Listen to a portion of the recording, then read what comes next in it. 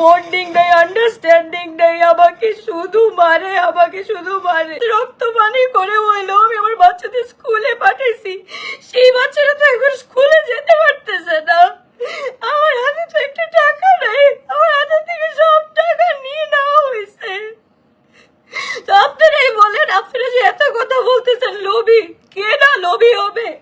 এই বাচ্চাদের ভবিষ্যৎ কি, ভবিষ্যৎ কে করবে? আমি করতেছি না, আমি আমার পায়ের ঘাম রক্ত আমি যেভাবে পারতেছি আমি আমার বাচ্চাদের ভরণ পোষণ করতেছিলাম না, আমি তো সবই করতেছি। সবাই বলতেছে যে আউটলেট কি আপনার নামে ছিল না, এখন কয়টা আউটলেট আছে? সবাইকে প্রশ্ন করো যে আউটলেট এখন গ্লোটাস ভাই আলভিয়া আউটলেট কয়টা আছে আমাদের, জিজ্ঞেস করো। আলভিয়া যদি ঢাকায় থেকে থাকে তাহলে আউটলেট নেই কেন আজকে? আউটলেট বন্ধ করে আপনারা মেসেজ কেন করেন যে আপু আপনার আউটলেট কোথায়, আপনার আউটলেট কোথায়, আপনার আউটলেট ওপেন না কেন, আপনি লাইভ করছেন না কেন? তো আপনারা কি বোঝেন না যে আলভিয়া লাইভে দাঁড়ায় না কেন? মেন্টালি আমি সিক হয়ে গেছি, আমাকে মারতে মারতে আমার কিচ্ছু রাখে নাই, আমি কিভাবে আসবো লাইভে? কালকে আমি একটা লাইভ করছি, আপনারা সবাই বলতেছেন যে তোমাকে একটু মানসিক ভাবে অসুস্থ লাগতেছে, তুমি কি সিক হয়ে গেছো, তোমার কি মন খারাপ, সবাই লেখছেন। আমি কিচ্ছু বলে আমি চুপচাপ। আপনারা আশপাশটা একটু দেখেন তো, কেউ ছিল নাকি যেখানে আমি লাইভ করলে আমার বাচ্চারা আশেপাশে সব জায়গায় থাকতো? সেই বাচ্চাদের মুখগুলো আজকে একটু দেখেন তো, বাচ্চাদের মুখগুলো একটু দেখেন, কি অবস্থা হয়ে গেছে। বাচ্চারা বই শেষ। একটা মা যদি স্ট্রং না থাকে তার বাচ্চারা কি হবে? অনেক স্ট্রং হয়ে দাঁড়াইছিলাম। আমার কিছু কাছের মানুষজন আমাকে বলছে যে বিয়েটা করে ফেলো, তোমার বাচ্চাদের জন্য ভালো হবে। আমি সবকিছু ফালাই দিয়ে আমি বিয়েটা করছি। আমি সবকিছুর এগেইনস্টে গিয়ে আমি বিয়েটা করছি। কেন? বলছে যে সবকিছু ঠিক করে দেবে। বাবা, আমার তো কিচ্ছু ঠিক হয়, আমাকে তো মারামারি করা হইতেছে, আমাকে তো আরো অত্যাচার করা হইতেছে। আপনারা যত আপনারা হাসান, আমার কোনো সমস্যা নাই। আপনারা যত হাসান, আপনারা তো আগের থেকেই জানেন ও অ্যাডিক্টেড। আমি জেনে ও অ্যাডিক্টেড, আমি জেনেই আমি ওকে বিয়ে করছি। ওকে জাস্ট আমাকে বলা হয়েছে ওকে রিহ্যাব থেকে ভালো করে নিয়ে আসছে, এখন আর কোনো সমস্যা হবে না, এখন তুমি বিয়ে করো। ও ভালো হয়ে গেছে, ও আর কিচ্ছু খাবে না, ও ভালো হয়ে গেছে, ওকে বিয়ে করে ফেলো। আমি মনে করছি এটলিস্ট ছোট ভাইয়ের বাচ্চাগুলাকে এটলিস্ট দেখবে, এরকম অমানসিক নির্যাতন করবে না, এরকম অমানসিক নির্যাতন করবে না। আপনারা জানেন আমি অনেকবার করে বলতেছি যে আমি একটা সিভিয়ার পেইনে আমি আছে, আমার কিডনিতে স্টোন, আমি অপারেশন করতে পারতেছি না। জাস্ট বিকজ আমাকে কি বারবার করে বলতেছে আমি টাকা দিচ্ছি, আমি টাকা দিব, আমি দিব, তুমি এখন আমাকে চালাও, আমি এখন টাকা দিব তোমাকে। আর কত সহ্য করবো? আজকে আমি বললে আপনাদের কাছে মরার দামটা না অনেক বেশি। আজকে যদি আমি মরে যেতাম, আরে আলভিয়া তুমি কেন তোমার ভাসুরকে ছেড়ে দিলা না, আরে আলভিয়া তুমি কেন এইসব বললা না, আরে আলভিয়া তুমি কেন লিগাল অ্যাকশন নিলা না? আমি লিগাল অ্যাকশন নিতেছি ভাই। আমাকে ম্যানিপুলেট করা অনেক ইজি, আমি অনেক ইজিলি সবকিছু বুঝাই ফেলে আমাকে মানুষ। আমাকে এতটুকু আদর করলে আমি তার জন্য এতটুকু দিয়ে দেই। এটা আমার সমস্যা। আজকে আমার এই সমস্যার জন্য আজকে আমার এই অবস্থা। আপনারা কত বছর ধরে আমাকে চিনেন বলেন তো? যারা আপনারা এত বাজে বাজে কমেন্ট করতেছেন, আমাকে কত বছর ধরে চিনেন? আমার আগের সংসারটা দেখেন তো, আমার সাজানো গোছানো একটা সংসার ছিল। আমি তো কখনো আমার আগের হাজবেন্ড নিয়ে এখনো কমপ্লেন করে নাই। ও তো আমার ছোটবেলার ফ্রেন্ড ছিল, ওকে তো আমি ভালোবাসে বিয়ে করছি। এটা তো ভালোবাসার বিয়ে ছিল না, এটা তো কম্প্রোমাইজের বিয়ে ছিল। কম্প্রোমাইজ করার পরও যদি আমার বাচ্চাদের এই হাল হতে হয়, আমার বাচ্চাদের নানার বাসায় থাকতে হয়, তাহলে আমার কি বলার আছে বলেন? আপনারা বলেন, আপনারা আমাকে ফ্রড বলেন, যা বলেন, আপনারা যা ইচ্ছা করেন। কোন আইনে আছে যে যার ছেলে মারা যাবে বাবা বেঁচে থাকাকালীন বউয়ের ঋণ পরিশোধ করা সম্ভব, তবু আমি করতেছি। তার বাবা তো একটুও আমার ঋণ পরিশোধ করার জন্য হেল্প করতেছে না, তারা তো আমাকে কিছু বলতেছে না।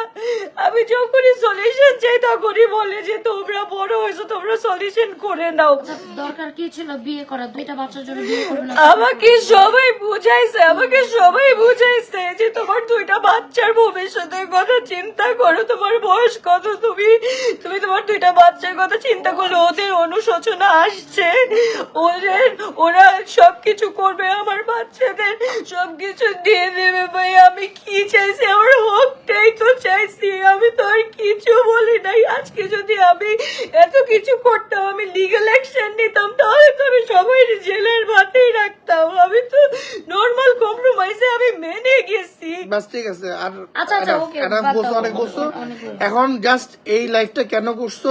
কেন দেখেন নিজের জন্য আবার এই কারো বিশ্বাস করার দরকার আমি নেই। কাউকে এখানে বিশ্বাস করার করানোর কিছু নেই, এখানে জন্য- তোমার কোনো ইয়ে নেই। এখানে জাস্ট সন্ধ্যার সময় তুমি কেন আসছো, বাচ্চাদের কি হাল দেখাইছো, এটা একটা এভিডেন্স হিসেবে থাকবে। এখন তোমাকে যে যা মনে করে করতে পারে ইচ্ছা। এখন অনেকে তাদের ইচ্ছা, কমেন্ট বাস। করতেছে হারিক দিচ্ছে, তুমি সেম আবার প্লিজ বাচ্চাকে আরেকবার দেখাও। অনেক মানুষ অনেক কথা বলে, জাস্ট এটা দেখে লাইভটা অফ করে দাও। আর বাচ্চার দেখার কি না, হবে? দরকার নেই। না, আর কোনো আমার দরকার নেই, যতটুকু বাচ্চাদের না। statement ছিল, দেয়ার ছিল শেষ। That's আমি it. দিছি। আপনারা আমাকে সাইকো বলেন, যা বলেন, আপনারা মরতে রাজি আছেন। কিছু কিছু সম্মানের জন্য আপনারা মরতে রাজি আছেন। আমি এই সম্মানটা না দীর্ঘ 9 বছর ধরে রাখছি, এই সম্মানে কিচ্ছু হয় নাই, উল্টা কি হলো, আমার সংসারটা শেষ হয়ে গেল, আমার হাজবেন্ডটা মারা গেল। আজকে এই 9 বছরে আমি চুপ থেকে আমার হাজবেন্ডটাই মারা গেল, আমি কিছু বলতেই পারলাম না। ওইটার রিজন কেউ জানে না, যারা আমার সাথে ছিল ওইখানে এবার কি রে সবাই ছিল। আমার হাজবেন্ড কিভাবে মারা গেছে কেউ জানে না। আমি বলতেও চাই না এইসব কথা, আমি বলতেও চাই না। আল্লাহ ওকে বেস্তা নসিব করুক, আমি কিছু বলতে চাই না। আমি খালি একটা কথাই বলতেছি, আপনারা আমার নামে যা ইচ্ছা তা বলেন। আমি একটা মা হয়ে যদি আমি খারাপ, আমি আরো খারাপ হবো আমার মেয়েদের জন্য।